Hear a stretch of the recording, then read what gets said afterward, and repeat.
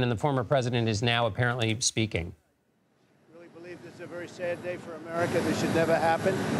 If you challenge an election, you should be able to challenge an election. I thought the election was a rigged election, a stolen election, and I should have every right to do that. As you know, you have many people that you've been watching over the years do the same thing, whether it's Hillary Clinton or Stacey Abrams or many others. When you have that great freedom to challenge, you have to be able to, otherwise you're going to have very dishonest elections. What has taken place here is a travesty of justice. We did nothing wrong. I did nothing wrong.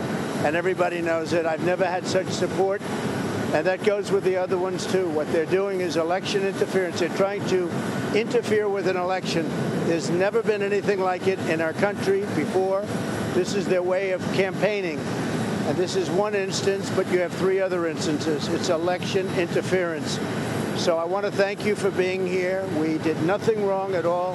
And we have every right, every single right, to challenge an election that we think is dishonest, that we think it's very dishonest. So thank you all very much, and I'll see you very soon. Thank you very much. Did you pardon yourself? So, Scott, we just heard from the former president saying he had every right to challenge the election.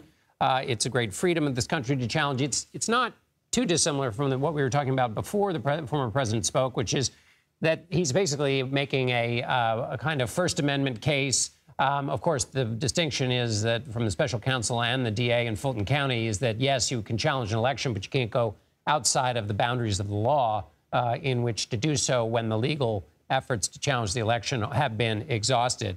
Back to that First Amendment question, though, in terms of what the judge is saying and any reaction you have to the president's remarks. But what is she saying he can't say?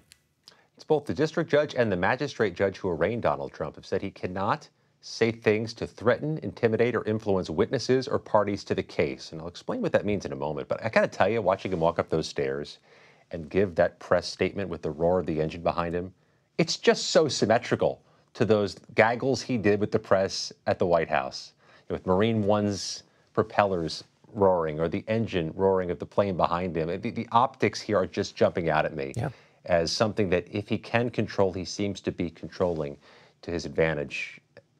Primetime TV across America. Now, what does it mean for him in terms of what he can post and not post?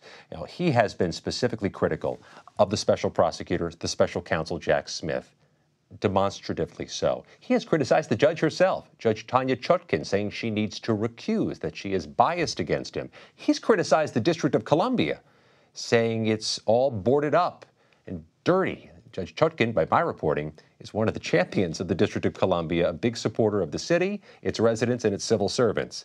We're going to find out Monday what all that means when Judge Chutkan gets the attorneys in front of her, gets to talk about Trump's statements, and talks about a trial date. Again, she has emphasized that she's willing, if not eager, to move the trial date earlier on the calendar if those types of statements are made. There have been statements he's made along those lines since she issued that order. So you do have the prospect here that Jack Smith gets the date he wants from her, January 2nd, 2024, potentially a date that ends in 2023. We find that out Monday, 10 a.m. Eastern Time. Scott MacFarlane, thank you as always.